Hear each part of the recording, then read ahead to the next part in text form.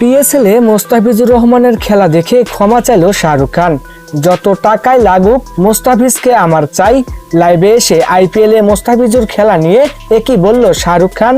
দর্শক, মাঠের লড়াই ছাপিয়ে এখন আলোচনার কেন্দ্রে cutter master Mustafizur Rahman. IPL থেকে পিএসএল যেখানে যাচ্ছেন বল হাতে আগুন ধরাচ্ছেন এই টাইগার পেসার। কিন্তু এরই মাঝে সামাজিক যোগাযোগ মাধ্যমে তোলপাড় শুরু হয়েছে বলিউড বাদশা ও কলকাতা নাইট রাইডার্সের মালিক শাহরুখ খানকে নিয়ে। গুঞ্জন উঠেছে মোস্তাফিজের দুর্দান্ত পারফরমেন্স দেখে নাকি আফসোস করছেন কিং খান। এমনকি লাইভে এসে ফিজকে নিজের দলে পেতে বড় অঙ্কের প্রস্তাব দেওয়ার কথাও ভাবছেন তিনি। আসলে ঘটনা কি সত্যি? চলুন জেনে নেওয়া যাক বিস্তারিত সংবাদে। চলতি বছর ক্রিকেট বিশ্বে আলোচনার বড় একটি অংশ জুড়ে আছেন বাংলাদেশের মোস্তাফিজুর রহমান। পাকিস্তান সুপার লিগে লাহোর ক্লান্ডার্সের হয়ে তার নিয়ন্ত্রিত বোলিং আর বিষাক্ত কাটার কুপকাত করছে বাঘা বাঘা ব্যাটারদের।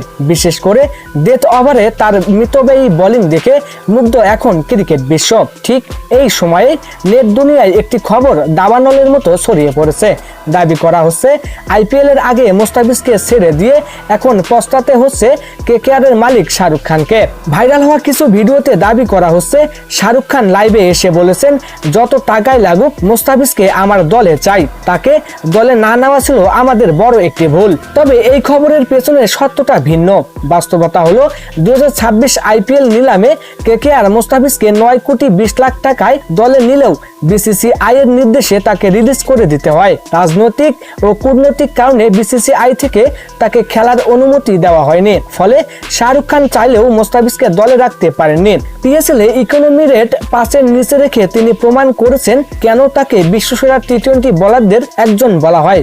আইপিএল এ অংশ নিতে না পারলেও পিএসএল এর মাঠ দাপিয়ে বেড়াচ্ছেন এই টাইগার পেসার। মোস্তাফিজের এই ফর্ম যদি বজায় থাকে তবে আগামীতে বিশ্বের যে কোনো ফ্র্যাঞ্চাইজি লিগেই তাকে পেতে মুখিয়ে থাকবে। তা বলার অপেক্ষা রাখে না।